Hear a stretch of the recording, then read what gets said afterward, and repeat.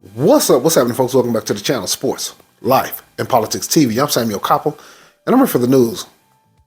And here recently, instead of a mass shooting, there was a mass stabbing at UC Davis. Now, that's in the Bay Area in California. And this young man, when you look in his eyes, he looks extremely disturbed. Did he have a mental break? Or was he just already whacked out of his mind?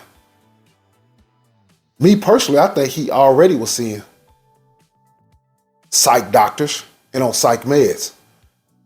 There's no way he was running around living a normal life. He looked like he's been disturbed for a very long time. Now we know when it comes to MK Ultra mind control, the Bay Area was the first place they started doing experiments. That's why LSD and the hippie movement took off out of the Bay Area. That's the first place they started giving away LSD, and they were setting people up and giving them LSD unbeknownst to them. They hire a prostitute. The prostitute will get them to go to a certain room. They will slip them LSD and watch them to see the side effects.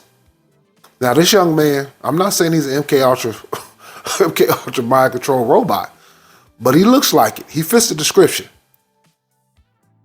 But let's take a look at this young man and see what the hell's going on.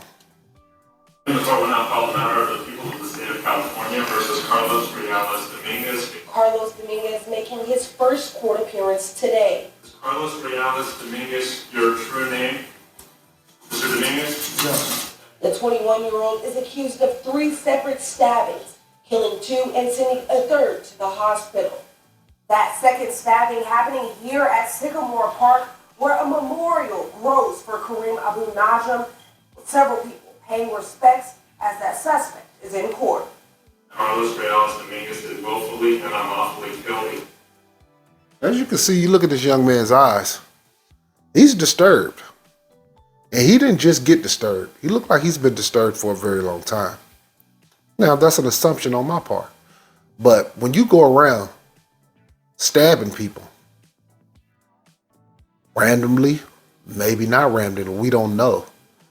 But when we see these young men, I always ask the question, who is this young man doctor and what was the medicine he was prescribed? Because I guarantee you, he was prescribed some kind of medicine.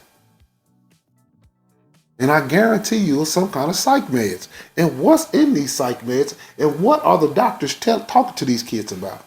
Who's on his social media? Who is he in communication with? What is his belief system? What is his background? Why did he do this? They just tell us, hey, he stabbed 3 people. Well, why?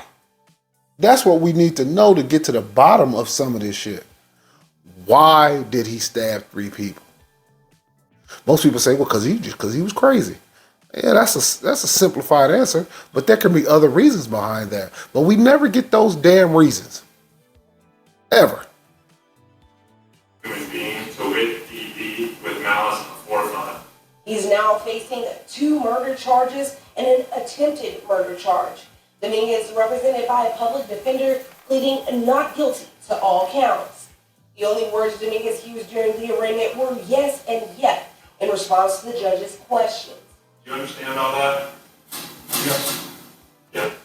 Yeah. He has a demonic spirit on him. I would love to know who his parents are, what his childhood was.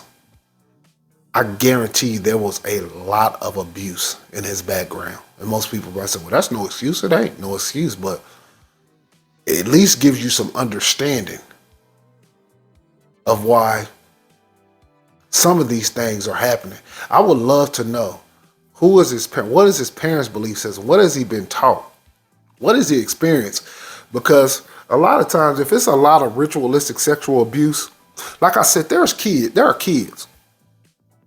A lot of us can't fathom this. I can't.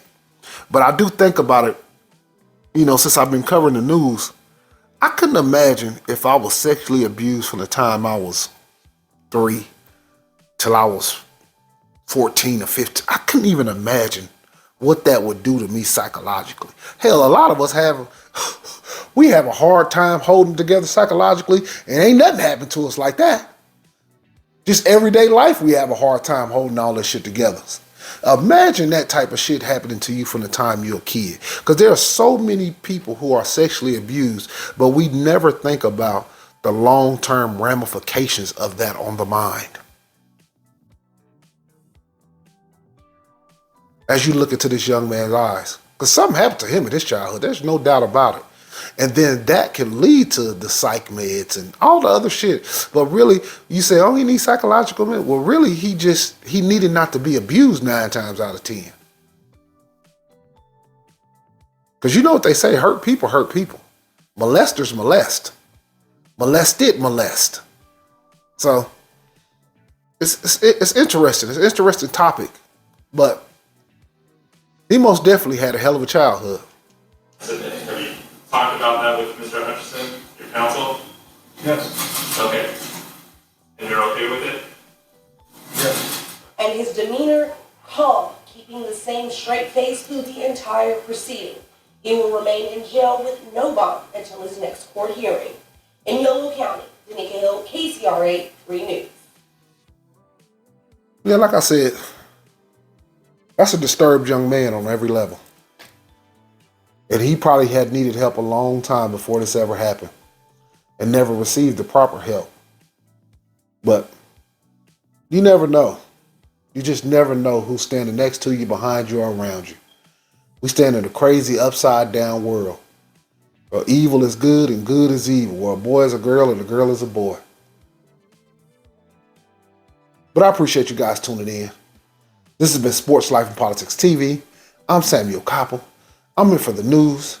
Hit that like. Hit that subscribe. I just took your ass. Ain't no way in hell this boy wasn't abused as a child. Ride. Peace.